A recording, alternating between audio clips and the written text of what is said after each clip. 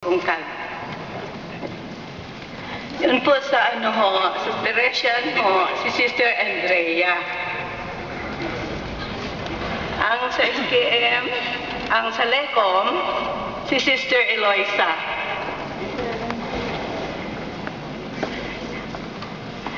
SKM, Lingkod de Maria, Ashers, Lazareth, si Sister Lorna. Ang choir po, special po, si Father Rico.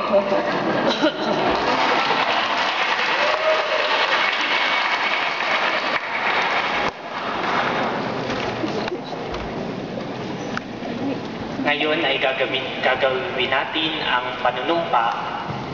Isang microphone para sa leader. Isang microphone para sa leader.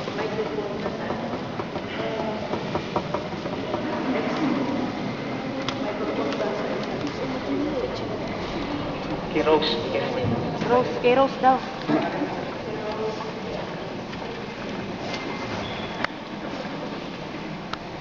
Tumingin kayo sa inyong mga polio at sabay-sabay kayong ninyong banggitin ang panunumpa. Pangako sa pagtanggap ng tungkulin. Ako si Rosemary Tasico Reyes, nahirang bilang Assistant Treasurer ng Pamunuan ng Sambayanang Pilipino ng San Tomaso. Ito ay isang biyaya na ibinigay ng Diyos para sa ikalalago ng sambayanan. Ito ay isang paglilingkod pagkat sinabi ng Panginoon, dumating ang anak ng tao para maglingkod at di paglingkuran.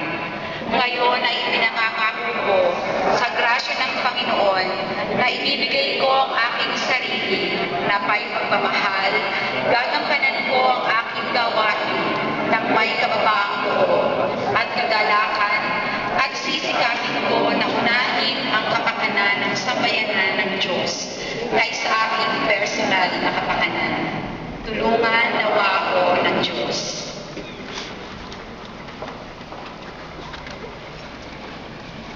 Ama naming makapangyarihan, gabayan mo at bigyan ng biyaya ang mga anak mong ito na mamumuno sa kanilang mga grupo. Ibigay mo sa kanila ang lakas na kanilang kinakailangan. Sana sa pagkabay nila sa kanilang mga grupo ay lumalim din ang pagtingin nilang personal sa iyo. Kahit sa krus, ikaw ay masundan nang sa gayon sa pagkabuhay, kasama mo rin sila. Ito'y hinihiling namin alang-alang kay Kristo, aming Panginoon. Amen.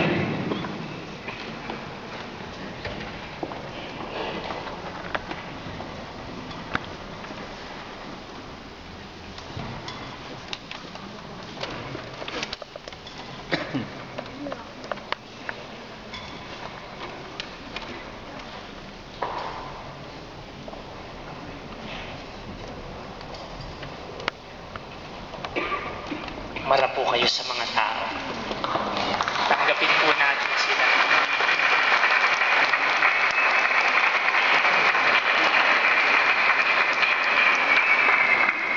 Maraming salamat po. Maiwan po ang mga presidents.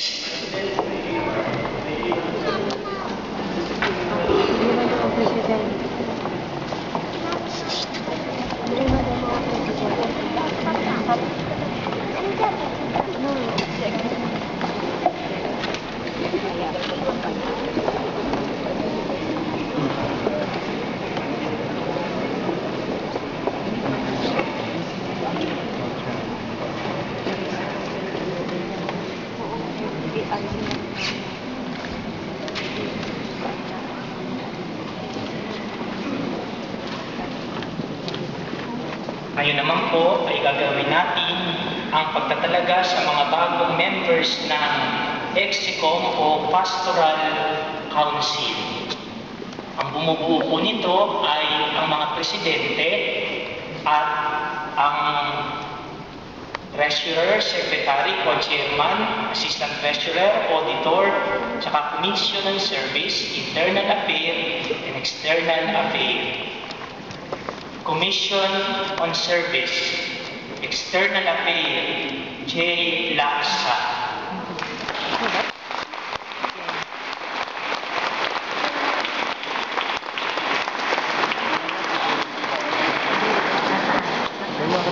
Internal Affair, Domingo Malapitan.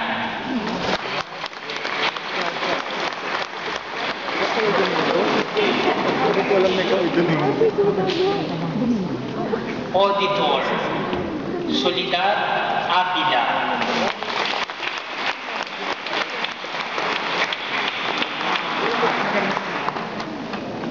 Assistant Treasurer, Bernadette Quizon.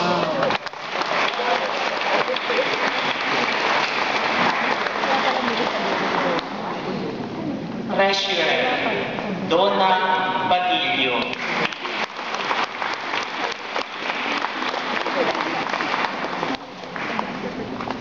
Secretary, Dennis Mauhay.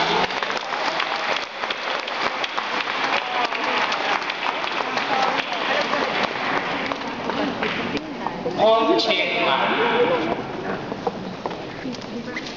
Luz Mitra.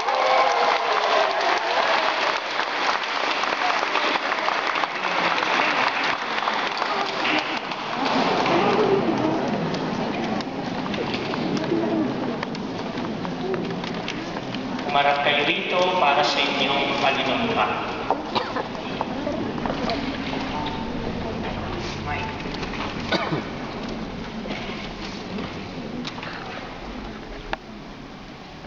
Pangako sa pagtanggap ng tungkulin. Ako, si Luz Mitra, nahirang bilang isang co-chairman ng pamunuan ng Sambayanang Pilipino ng San Tomaso. Ito ay isang biyaya na ibinigay ng Diyos para sa ikalalago ng sambayanan. Ito ay isang paglilingkod pagkat sinabi ng Panginoon, dumating ang anak ng tao para maglingkod at di paglingkuran. Ngayon ay pinangangako ko sa grasya ng Panginoon na ibibigay ko ang aking sarili na may pagmamahal. Gagampanan ko ang aking gawain ng may kababaang loob at kagalakan. At sisikapin ko na unahin ang kapakanan ng sambayanan ng Diyos kaysa sa aking personal na kapakanan. Tulungan nawa ako ng Diyos.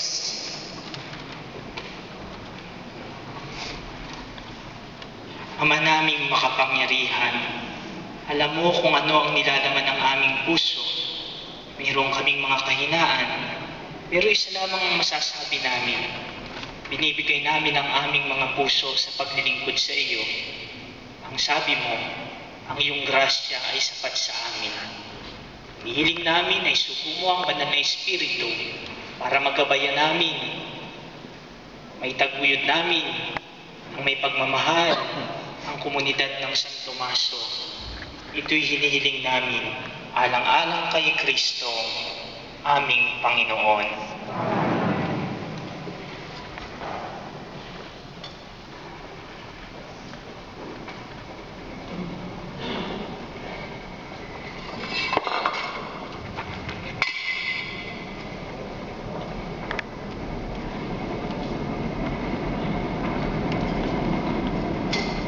Ito po siguro yung parang sa pari na ang pinakamasarap sa buhay ay ordinasyon. Pagkatapos nito, ipapako na sa krus. Kaya ibigay po natin sa kanila ngayon ang pagtanggap, mainit, sabay-sabay din natin ipako sa krus dopo. Umarap kayo mga tagong dito.